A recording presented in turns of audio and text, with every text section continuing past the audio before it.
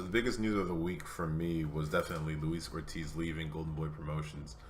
It was a bit surprising, not too surprising, but a bit surprising because of when you consider just the skill level that Luis Ortiz possesses, as well as the strength, the punching power.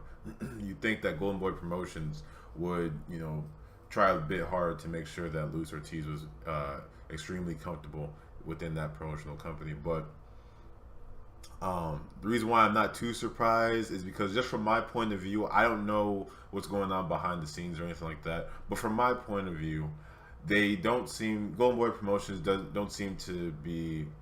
They're not. It seems like they're not really distributing their resources properly. You see what I'm saying? Like I feel like Luis Ortiz, he could be doing everything that he's been doing now. I feel like he can do it without a fucking promoter. Like you know what I'm saying? Because I haven't seen.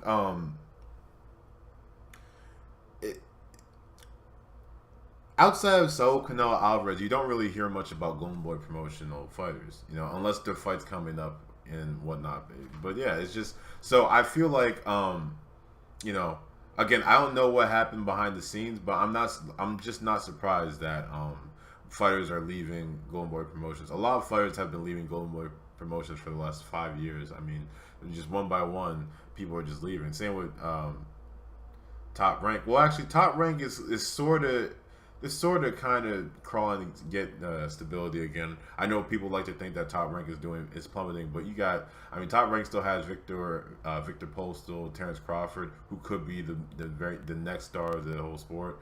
Top Rank. I mean, if they keep those young stars, those young fighters alive and comfortable, they got Ramirez. I mean, if they keep them comfortable, I think that they can. They can survive this. But Golden Boy Promotions, they're pretty much putting all their eggs in one basket. That basket being Saul Canelo Alvarez, and it's very clear that they're literally going to be on their last legs, probably by next year. I don't see Golden Boy Promotions surviving to 2020. I just don't. After Luis Ortiz leaves, I wouldn't be surprised if David Lemieux left, and of course, I feel like Saul Canelo Alvarez is probably going to be the very last man to leave because he's out of all the fighters under Golden Boy Promotions. It's very clear that Saul Canelo Alvarez is being treated well. He's being very taken care of.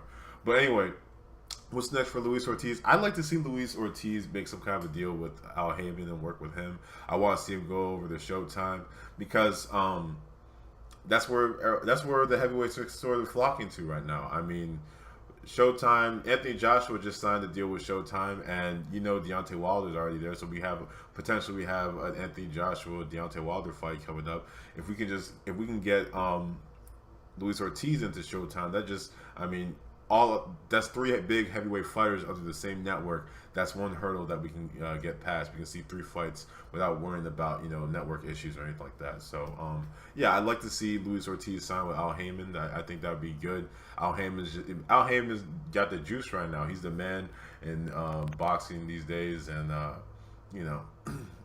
look what he just did with Errol Spence Jr. I mean, this guy was literally just a prospect last year, and now he's been one of the most watched fighters in recent memory because of when he scheduled his last bout, after the Olympics. So yeah, put Luis Ortiz. I don't think any fighter can go wrong if they sign with Al Haymon at this point. Al Haymon is the man of boxing. Fighters, just when you look at the interviews, fighters just seem happy working with them. I don't see why anyone wouldn't want Luis Ortiz with Al Haymon. So that's about it. Yeah, I'm not an expert, but you know the rest. Thank you guys for listening. I'll be back with some more shit later.